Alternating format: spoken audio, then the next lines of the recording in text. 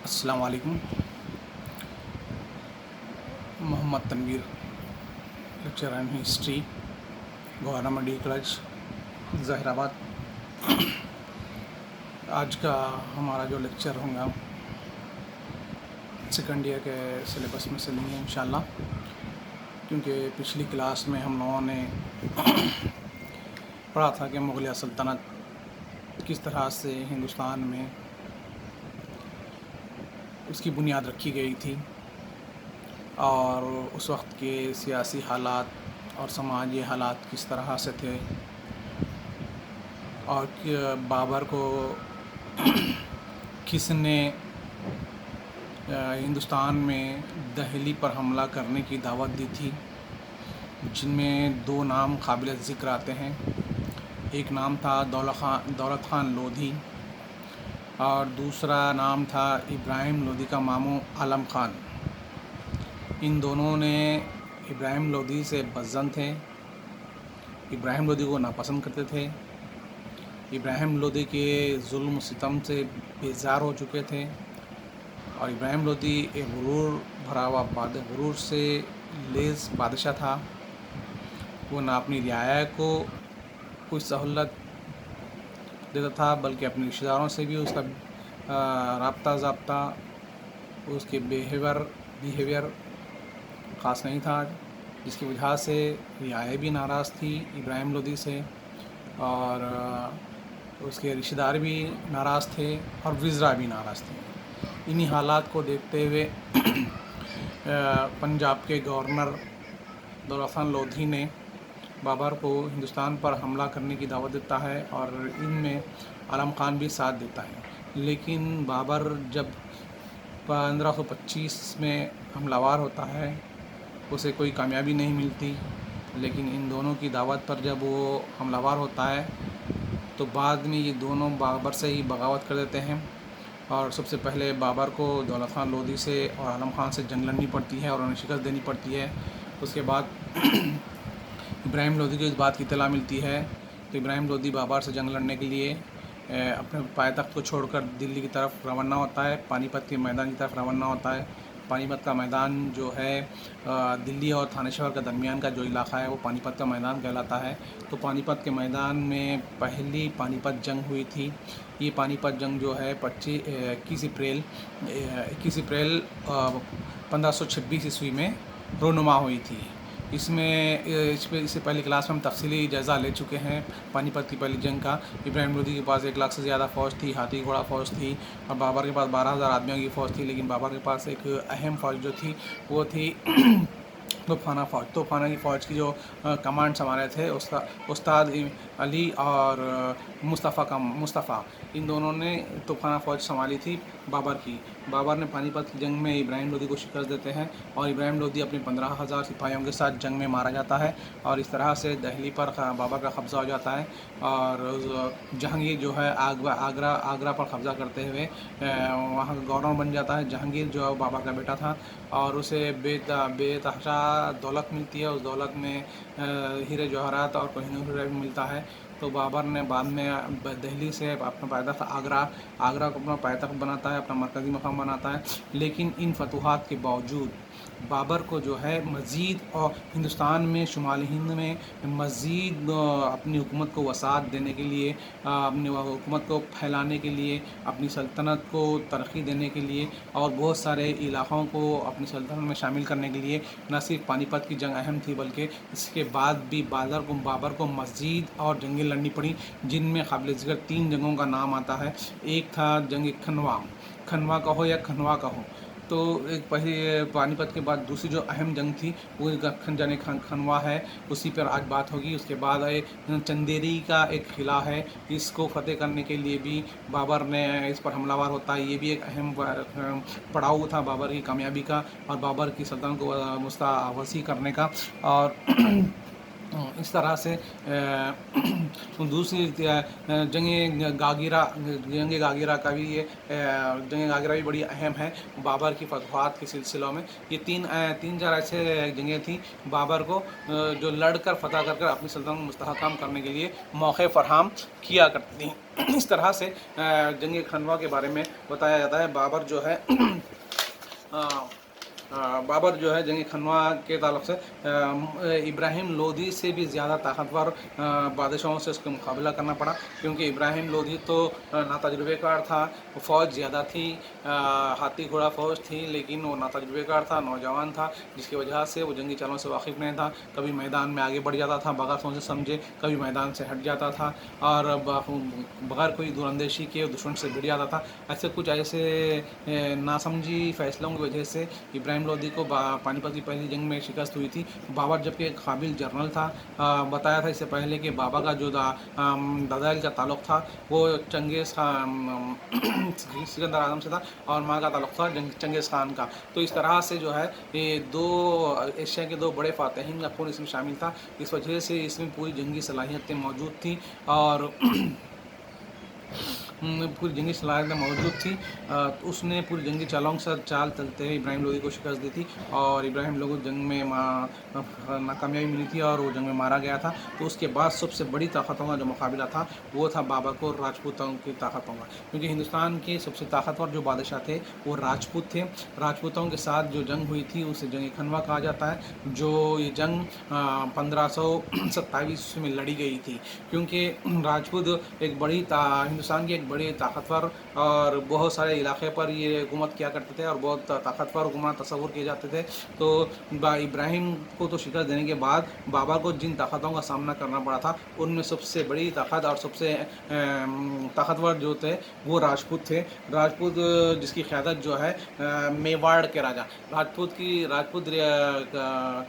گروہوں کی جو قیادت کرتے تھے وہ میواڑ کے راجا رانا سنگرام سنگھ. رانا سنگرام سنگھ جو ہے تاریخی اعتبار سے بڑا اہم بادشاہ گزرا ہے ہندوستانی تاریخ میں، اور راجپوتوں کے طاقتوں میں یہ سب سے اہم نام کہا جاتا ہے. تو تاریخ میں اس کو رانا سنگرام سنگھ کے نام سے بھی جانا جاتا ہے اور رانا سنگا کے نام سے بھی جانا جاتا ہے. اور اس کے تعلق سے یہ کہا جاتا ہے، مورخین یہ کہتے ہیں کہ رانا سنگرام سنگھ جو ہے سورما کے نام سے بھی تاریخ میں جانا جاتا ہے. سورما کے نام سے کیوں جانا جاتا ہے؟ اس لیے جانا جاتا ہے کہ اس نے 100 سے زیادہ جنگیں لڑی تھی، جس کی وجہ سے ان 100 جنگوں میں اسے بہت کامیابی ملی تھی. تو اسے سورما بھی کہا جاتا ہے رانا سنگرام سنگھ کو، اور اس کا پٹ نیم جو چھوٹا نام کہا جاتا ہے رانا سنگا کے نام سے بھی تاریخ میں سے یاد کیا جاتا ہے. جب رانا سنگا نے کھنوا کے میدان کی طرف بابر سے جنگ کے لیے روانہ ہوا تو اس کے پاس لاکھوں میں فوج تھی، اور اس فوج کی اس کو جو فیڈ بیک مل رہا تھا، یا یہ کہیے اس کو جو سپورٹ مل رہا تھا رانا سنگرام سنگھ کو، اس وقت کے راجپوت کے جو چھوٹے بڑے جو سردار تھے، چھوٹے بڑے جو جاگیردار تھے، وہ سارے کے سارے رانا سنگرام سنگھ کا ساتھ دے رہے تھے. کیوں؟ ظاہر سی بات ہے راجپوت کا ساتھ دے رہے تھے. طاقتور حکمراں تھا میواڑ کا حکمراں رانا سنگرام سنگھ. تو اس نے راجپوتوں نے رانا سنگرام سنگھ کا ساتھ دیا. راجپوتوں کی جتنے بھی چھوٹی موٹی جو ریاستیں تھیں، چھوٹے موٹے جو جاگیردار تھے، جو سردار تھے، انہوں نے جو علاقوں پر جو گورنر تھے وہ اپنی فوج جو ہے رانا سنگرام سنگھ کی مدد کے لیے دیے تھے. اس کے علاوہ افغان حکمران بھی یہ کیا بولتے ہیں ان کا ساتھ دے رہے تھے. افغان حکومت میں حسین علی خان میواتی کا نام قابل ذکر آتا ہے. اس کے بعد سلطان محمود لودھی کا نام آتا ہے. اور اس کے علاوہ جتنے چھوٹے موٹے سردار تھے رانا سنگرام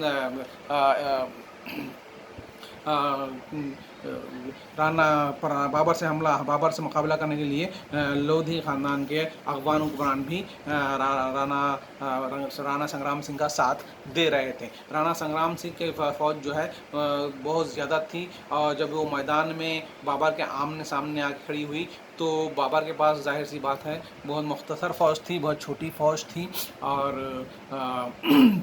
یہ جس کی وجہ سے بابر کی فوج کے حوصلے پست ہو گئے تھے. تو بابر تو ایک قابل جنرل تھا، ایک قابل انسان تھا، اور بابر کی اتنی صلاحیت تھی کہ اسے جو اپنی فوج کے حوصلے پست ہوتے ہوئے دیکھ کر اس نے اپنی تقریر کے ذریعے اور اپنے حوصلے کے ذریعے یہ بات کہی ہے کہ عزت کی زندگی بہتر ہے بے عزتی زندگی سے بہتر ہے. تو یہ بات بتلائی گئی ہے کہ عزت کی موت بے عزتی زندگی سے بہتر ہے. اس نے اپنی تقریروں کے ذریعے اپنے کیا بولتے ہیں اپنے نعروں کے ذریعے اس نے فوج میں ایک نئی جان پھونک دی تھی، اور اللہ اور خدا کے نام پر انہیں قسم دلائی تھی کہ جنگ میں کبھی منہ نہیں موڑیں گے. یہ تمام تقریروں کے ذریعے اس نے اپنے فوج میں جو کم تر فوج تھی 12,000 فوج تھی. لیکن اور ایک بات بتاتا چلوں کہ اس سے پہلے بھی ذکر آیا تھا کہ بابر کے پاس ایک توپ خانہ فوج تھی.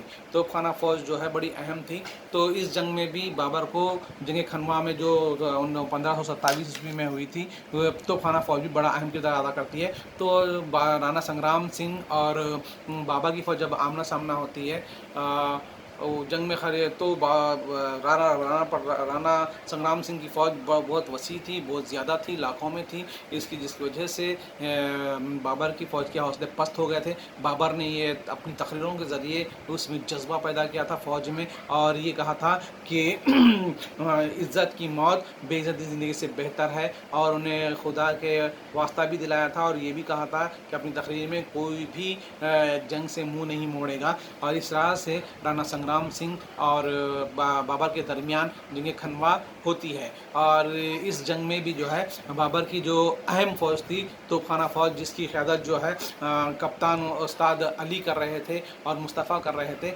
اس جنگ میں بھی توپ خانہ فوج کا بڑا اہم کردار رہا ہے، اور توپ خانہ فوج کی وجہ سے ہی بابر کو کامیابی ملتی ہے. اور اس جنگ میں جو ہے رانا سنگرام سنگھ کو یا رانا سنگا کہو، رانا سنگرام سنگھ کو شکست ہوتی ہے، اور وہ جنگ کے میدان سے فرار ہو جاتا ہے رانا سنگرام سنگھ.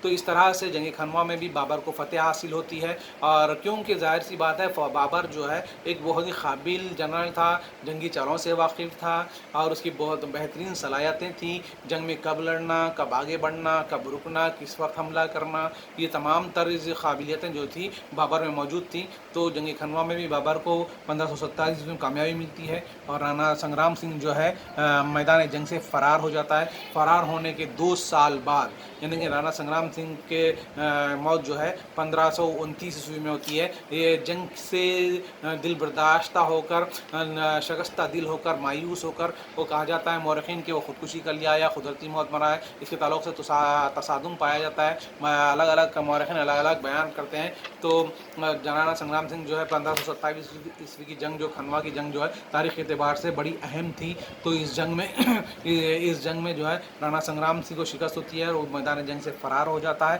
اور اس کے 2 سال بعد شکستہ دل وہ انتقال کر جاتا ہے، مر جاتا ہے. اس لحاظ سے راجپوتوں کو شکست ہوگی، اور رانا سنگرام سنگھ جو ہے 1529 میں انتقال کر جاتا ہے. بابر کی اس فتح نے طاقتور راجپوتوں کی طاقتوں کو کمزور کر دیا تھا. اور ویسے تو آلریڈی یہ بابر جو ہے افغانی طاقتوں کو تباہ و برباد کر دیا تھا. اور جب یہ کھنوا کی جنگ میں بابر کو فتح حاصل ہوئی اور بابر کامیابی حاصل کرتا ہے، تو ظاہر سی بات ہے راجپوتوں کی طاقت کمزور پڑ گئی تھی، اور فتوحات کے لیے ایک نئی راہ ہموار کر دی تھی. یہ جنگ جو ہے بابر کی فتوحات کے سلسلے کو آگے بڑھائی تھی، اور بابر نے شمالی ہند کے تقریباً حصے پر حکومت کرنے کے قابل بن گیا تھا. تو اس طرح سے مزید فتوحات کے لیے دروازے کھول دیے تھے رانا سنگرام سنگھ کی ناکامی کی وجہ سے بابر کو، اور فتوحات مل رہی تھی.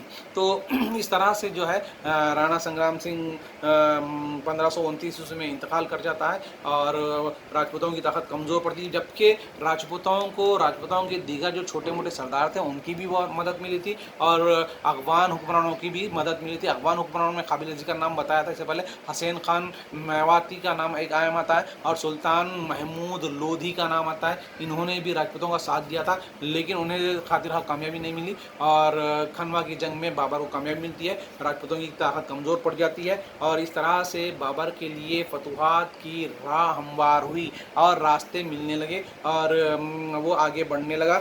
اور پانی پت کی جنگ سے بھی اہم مانی جاتی ہے جنگ کھنوا، کیونکہ ہندوستان میں بابر کے موقف کو مستحکم بنانے میں، کیونکہ پانی پت کی جنگ سے بھی اہم مانی جاتی ہے جنگ کھنوا، کیونکہ بابر کے سلطنت کو مستحکم کرنے اور بابر کی طاقت کو میں اضافہ کرنے میں یہ جنگ بڑی اہم مانی گئی ہے۔ اس لیے جنگ کھنوا جو ہے تاریخ اعتبار سے بابر کی سلطنت کو مستحکم کرنے میں، بابر کی طاقت میں اضافہ کرنے میں، اور بابر کی سلطنت کے علاقوں میں وسعت دینے میں یہ جنگ کھنوا بڑی اہم ہے۔ تو جنگ کھنوا جو ہے دو بادشاہوں کے درمیان لڑی گئی تھی، مغل شہنشاہ بابر اور راجپوت حکمراں رانا سنگرام سنگھ کے درمیان لڑی گئی تھی۔ یہ جنگ جو ہے تاریخ اعتبار سے دہلی میں مغلیہ سلطنت کو مستحکم کرنے میں، مغلیہ سلطنت کو مضبوط کرنے میں، مغلیہ سلطنت کو وسعت دینے میں پانی پت جنگ سے بھی اہم مانی جاتی ہے۔ اس جنگ کی وجہ سے راجپوتوں کی طاقت کمزور پڑ گئی تھی،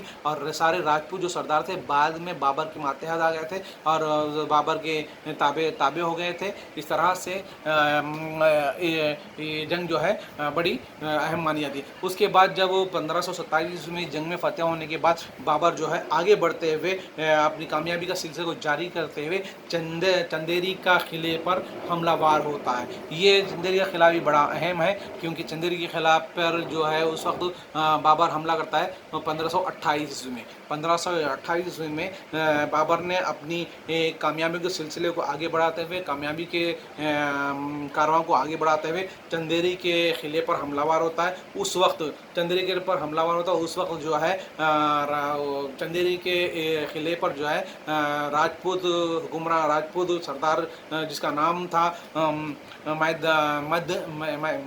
مدنی رائے، تو چندیری کے جو قلعے پر جو سردار تھا، حکومت کر رہا تھا، اس کا نام تھا، وہ بھی راجپوت قبیلے سے تعلق رکھتا تھا، راجپوت نسل سے تعلق رکھتا تھا، تو اس کا نام تھا مدنی رائے۔ مدنی رائے جو ہے رانا سنگرام سنگھ کی مدد سے چندیری کے قلعے پر قابض تھا، چندیری کے قلعے پر قبضہ کیا ہوا تھا، اس پر حکومت کیا کرتا تھا، لیکن 1528 عیسوی میں بابر نے اپنی کامیابی کے سلسلے کو آگے بڑھاتے ہوئے چندیری کے قلعے پر قبضہ کر لیا تھا، اور وہ سارا علاقہ جو ہے مغلیہ سلطنت میں الحاق رہتے مغلیہ سلطنت میں شامل کر لیا تھا۔ تو چندیری کے قلعے کی بھی جنگ بڑی اہم ہے۔ تو یہ بھی بات بتاتا چلوں کہ نہ صرف پانی پت کی جنگ بلکہ بابر کو مزید جنگیں لڑنی پڑی تھی۔ ان جنگوں میں 3 جنگوں کا ذکر بتایا تھا، تو مزید جنگیں اس لیے لڑنی پڑی کہ وہ حکومت کو مستحکم کر سکے، حکومت کو وسعت دے سکے، حکومت کو پھیلا سکے۔ اس لیے 1528 عیسوی کا جو قلعہ فتح کیا تھا چندیری کا، وہ بھی بڑا اہم تھا۔ اس کے بعد بابر نے اپنے کوچ کو آگے بڑھاتے ہوئے چندیری کے قلعے کو فتح کے بعد بابر نے بہار کی طرف رخ کیا تھا، بہار کی طرف کوچ کیا تھا۔ یہ بھی بڑی اہم جنگ تھی، اور بہار کی طرف آگے بڑھا، تو بہار کی جنگ جو ہوئی تھی وہ جنگ کاگرا کے نام سے یاد کی جاتی ہے تاریخ میں۔ جنگ کاگرا جو ہے 1529 عیسوی میں ہوئی تھی۔ 1529 عیسوی میں راجپوت حکمراں رانا سنگرام سنگھ کا بھی انتقال ہوا تھا، یاد رکھیے یہ بات۔ تو اس طرح سے 1529 عیسوی میں وہ اپنی کارواں کو آگے بڑھاتے ہوئے بہار کی طرف رخ کرتا ہے، بہار کی طرف کوچ کرتا ہے، اور بہار جہاں پر ابراہیم لودھی کے بھائی محمد لودھی کے نگرانی میں لودھی کے ماتحت افغان سردار حکومت کر رہے تھے، یعنی کہ 1529 عیسوی میں جب بابر نے اپنے کارواں کو آگے بڑھاتے ہوئے بہار کی طرف رخ کیا، بہار کی طرف کوچ کیا، تو اس وقت بہار کے علاقے پر، پٹنہ کے علاقے پر ابراہیم لودھی کے بھائی محمد لودھی حکومت کر رہا تھا، اور اس کے تحت افغان سردار ابھی بھی جو ہے برسر اقتدار تھے، برسر اقتدار یعنی کہ حکومت کر رہے تھے۔ تو اس طرح سے بابر نے اپنی فتوحات کو آگے بڑھایا، اور ابراہیم لودھی کے بھائی محمد لودھی کے خلاف بھی جنگ کا اعلان کرتا ہے، اور اس کے ماتحت جتنے بھی افغان سردار حکومت کر رہے تھے ان کی حکومتوں کو تباہ و برباد کر دیتا ہے، ان کی طاقت کو کچل دیتا ہے، ان کی طاقت کو خاتمہ کر دیتے ہیں۔ اور اس طرح سے جو ہے وہ 1529 میں بابر نے دریائے گاگرا کے علاقے کو اپنی سلطنت میں پٹنہ کے قریب ایک جنگ میں افغانوں کو تباہ کر دیتا ہے۔ یعنی کہ 1529 میں دریائے گاگرا ہے جو بہار میں آتی ہے، تو پٹنہ کے قریب جو ہے ایک جنگ ہوتی ہے جس میں افغان سردار اور بابر کے درمیان جنگ ہوتی ہے، اور افغانوں کو شکست دیتا ہے بابر۔ اس طرح سے جو ہے 1529 کی جنگ کاگرا بھی بڑی اہم مانی گئی ہے بابر کی فتوحات میں جنگ کاگرا بھی بڑی اہم مانی گئی ہے۔ اس کے بعد جو ہے جب بہار کے سارے علاقے کو بابر اپنی سلطنت میں شامل کر لیتا ہے، الحاق کر لیتا ہے، افغان سرداروں کو طاقت کو تباہ و برباد کر دیتا ہے، اس کے بعد وہ بنگال کی طرف آگے بڑھتا ہے۔ تو سنیے، بنگال کی طرف آگے بڑھتا ہے۔ بنگال میں جو اس وقت جو ہے سلطان نصرت حکمراں تھا، سلطان نصرت نام کا ایک حکمراں تھا، اس کو بابر صلح کے لیے مجبور کرتا، صلح کے لیے نہیں، بغیر کوئی جنگ کرے کہ وہ اس کے تابع ہو جائے، کیونکہ بنگال کے علاقے پر جو ہے اس وقت سلطان نصرت حکومت کیا کرتا تھا، تو نصرت کو صلح کے لیے اپنے تابع لانے کے لیے مجبور کرتا ہے، اور 1529 میں رتھمبور کا قلعہ جو مضبوط قلعہ تھا وہ قلعہ بھی بابر کے قبضے میں آ جاتا ہے۔ اس طرح سے جنگی کھاگرا میں بہار کا علاقہ آ گیا، پٹنہ کا علاقہ آ گیا، چندیری کا قلعہ آ گیا، اور بنگال کا علاقہ آ گیا۔ اس طرح سے بابر جو ہے اپنی سلطنت کو وسعت دیتا رہا اور سارے علاقوں کو اپنی سلطنت میں شامل کرتا رہا۔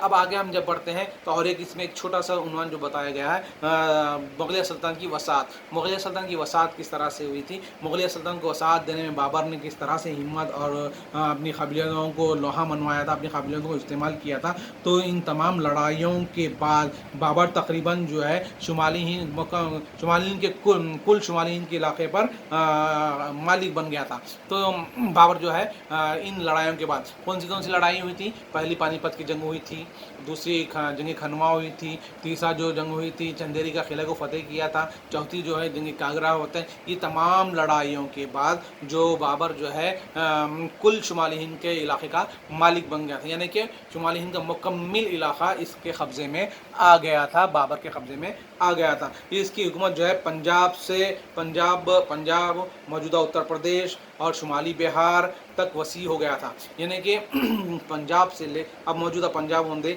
جو سندھ کے علاقے میں آتا ہے، موجودہ پنجاب ہوندے اور موجودہ اتر پردیش ہوندے اور شمالی بہار تک کا وسیع علاقہ جو ہے اس کے قبضے میں آ گیا تھا۔ اس کے علاوہ راجپوتوں کی جو اہم طاقت تھی راجپوت، ان کے جو علاقے تھے میواڑ کے راجپوت ریاست کو بھی یہ اپنے زیر نگرانی میں لے لیا تھا، یعنی کہ پنجاب، اتر پردیش، شمالی بہار اور میواڑ، یہ تمام سارے علاقے جو شمالی ہند کے علاقے تھے جن پر کبھی افغان سردار حکومت کیا کرتے تھے، افغان حکمراں حکومت کرتے تھے، اور کبھی راجپوت حکمراں حکومت کیا کرتے تھے، تو اپنی فتوحات کو وسعت دیتے ہوئے شمالی ہند کے تقریباً علاقے پر بابر نے قابض ہو گیا تھا، قبضہ کر لیا تھا، مالک بن گیا تھا۔ اس طرح سے پنجاب سے لے کر بنگال تک کا علاقہ اس کے قبضے میں آ گیا تھا، اور ہمالیہ سے لے کر گوالیار تک یعنی کہ شمالی علاقے بھی شامل ہو گئے تھے۔ تو یہ سارے علاقے جو ہے بابر اپنے طاقت کے ذریعے سے، اپنی فتوحات کے ذریعے سے حاصل کرنا شروع کیا تھا۔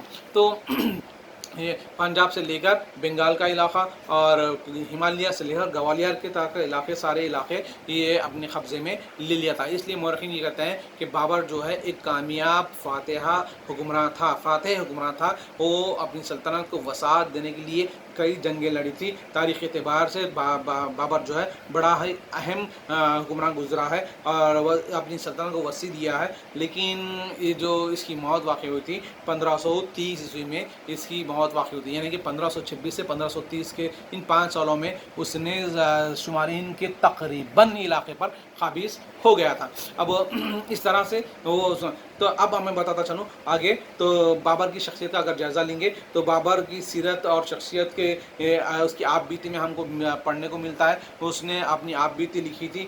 خود نوشت سوہان عمری ہے اس کی، خود نوشت سوہان عمری. خود نوشت سوہان عمری یعنی کہ وہ خود لکھا تھا اپنے ہاتھوں سے، اس لیے خود نوشت سوہان عمری کہا جاتا ہے. تو بابر نے اپنی سیرت، اپنی شخصیت کے بارے میں اپنی آپ بیتی جو تھی، آپ بیتی یعنی کہ اپنے پر گزری ہوئی جو تھی، وہ ساری باتیں، وہ سارے واقعات، وہ سارے حالات، سیاسی ہوندے، سماجی ہوندے، اپنے مشکلات کا دور ہوندے یا پھر کامیابیوں کا دور ہوندے، ان تمام دور کو اس نے اب اپنی آپ بیتی کتاب ہم نے خود نوش سوہان عمری میں بہترین اور نہایت ایمانداری کے ساتھ اس نے اس کتاب میں لکھے تھے.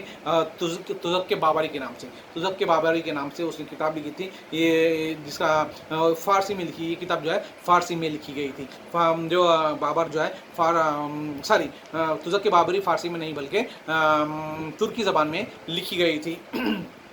ترکی زبان میں لکھی گئی تھی. بابر جو ہے ترکی زبان کا ماہر لسانیت تھا اور ترکی زبان پر بھی عبور حاصل تھا، فارسی زبان پر بھی عبور حاصل تھا. لیکن بابر نے اپنی آپ بیتی جو ہے تزک بابری میں ترکی زبان میں لکھی تھی. اور اس کتاب کی جو ہے کتابت جو ہے اس کا بیٹا جہانگیر باذات خود کتابت کیا تھا. تو بابر جو ہے اپنے آپ بیتی میں لکھتا ہے کہ سیاسی اور فوجی واقعات کو اپنی کتاب آپ بیتی میں سیاسی اور فوجی واقعات کو بیان کرتا ہے. اور اس کے علاوہ اس دور کے مشہور شخصیتوں کے بارے میں بھی اس نے تفصیل سے اپنی کتاب آپ بیتی میں تزک بابری میں لکھا تھا. تو تزک بابری میں اس نے نہ صرف اپنے مشکل دور اور سیاسی حالات اور فوجی واقعات، بلکہ اس دور کے مشہور شخصیتوں کے بارے میں بھی اس نے قلم بند کیے ہیں اپنی کتاب میں. اور ہمارے ملک سے مراد ہندوستانی ملک کی طبعی خصوصیات، جغرافیائی خصوصیات کے بارے میں بھی اس نے لکھا ہے. اور یہاں کے فطری حسن، یعنی کہ ظاہر سی بات ہے ہندوستان ایک خوبصورت ملک ہے، ہندوستان کے جو جغرافیائی خصوصیات ہے یقیناً دیگر ممالک سے بہت بہترین ہے. تو اس نے یہاں کی طبعی خصوصیات، طبی خصوصیات، جغرافیائی خصوصیات اور یہاں کے فطری حسن کے بارے میں اور یہاں کے حیوانات، نباتات کے بارے میں کھلے الفاظوں میں، آسان اسلوب میں اس نے بیان کیے تھے. اور لکھا ہے کہ ہندوستان جو ہے آدمیوں سے بھرا ہوا ملک ہے، زراعتی ملک ہے اور ایک وسیع ملک ہے. یعنی کہ اپنی کتاب میں وہ لکھتا ہے کہ ہندوستان جو ہے ایک بہترین خوبصورت ملک ہے، اس کا قدرتی حسن جو ہے بہت ہی بہترین ہے، اس کی طبعی خصوصیات بہترین ہے، اس کی جغرافیائی خصوصیات بہترین ہے اور یہ آدمیوں سے بھرا ہوا ملک ہے، زراعت سے بھرا ہوا ملک ہے اور ایک وسیع ملک ہے، بہت بڑا ملک ہے. اس نے لکھا ہے کہ ہندوستان میں صرف 3 موسم ہوتے ہیں، موسم گرمی، موسم سردی اور موسم برسات. ان 3 موسموں کا بھی ذکر کیا ہے، یہاں کے حیوانات، یہاں کے نباتات کا بھی ذکر کیا ہے. اور اس نے اپنی کتاب تزک بابری میں یہاں کے میوے کے تعلق سے لکھا ہے کہ یہاں کا میوہ جو ہے آم کو بڑی اہمیت دی ہے، آم کو ہندوستان کا بہترین میوہ قرار دیا ہے. تو اس طرح سے اور اسے افسوس اس بات کا تھا کہ یہاں اچھے گھوڑے نہیں ہیں، باغات نہیں ہیں، آبشار نہیں ہیں اور اچھی نسل کے کتے نہیں ہیں. اسے ایک غم تھا کہ اس نے اس کا بھی ذکر اپنی کتاب میں کیا ہے کہ یہاں پہ اچھی نسل کے گھوڑے نہیں ملتے، اچھی نسل کے کتے نہیں ہیں، باغات نہیں ہیں اور آبشار نہیں ہیں. اس کا افسوس رہا ہے. اور اس وجہ سے اس نے جو کتاب میں آپ بیتی میں لکھا ہے اسے ایک پسندیدہ بابر ایک پسندیدہ نہیں بلکہ پسندیدہ شخص تھا، بلکہ نہایت طاقتور اور باصلاحیت شخصیت کی حیثیت سے ظاہر ہوتا ہے. جب اس نے اسی کتاب کو مطالعہ کرتا ہے تزک بابری کا، نہ صرف وہ پسندیدہ شخص بن کر ابھرتا ہے بلکہ ایک طاقتور حکمران بن کے ابھرتا ہے اور باصلاحیت اور شخصیت کے طور پر سامنے ظاہر ہوتا ہے. یعنی کہ اس میں نہ صرف حکومت کرنے کی صلاحیت تھی بلکہ ایک مصنف بھی تھا, وہ ایک شاعر بھی تھا اور ایک اچھا نقاد بھی تھا. تو یہ کہا جا سکتا ہے کہ اس نے ہر موضوع پر ہر اس میں اپنی قابلیت کو منوایا ہے. تو بابر جو ہے ابتدائی مشکلات اور اس کے بہادر اور سخت جان کے بارے میں بھی جو مشکلات اس کو پیش آئی تھی اور جس طرح سے اس نے بہادری سے مقابلہ کیا تھا اور جس طرح سے اس نے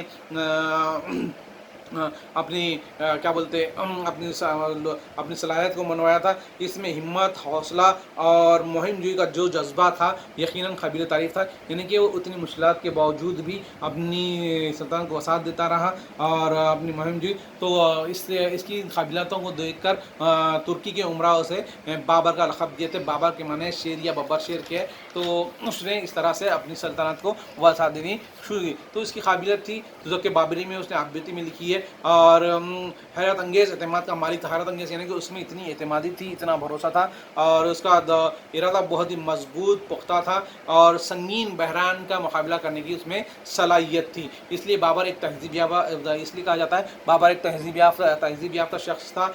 تزک وہ ترکی زبان پر, فارسی زبان پر عبور رکھتا تھا. وہ عظیم مصنف بھی تھا. اس کا ثبوت ہم کو اس کی کتاب عابدی سے ملتا ہے, تزک بابری سے ملتا ہے. وہ فارسی زبان پر, ترکی زبان پر عبور رکھتا تھا, ایک مصنف تھا, شاعر تھا. تو مصنف کا جو ثبوت ہمیں ملتا ہے تو اس کی تزک بابری سے. لیکن وہ کبھی صفاقی کیا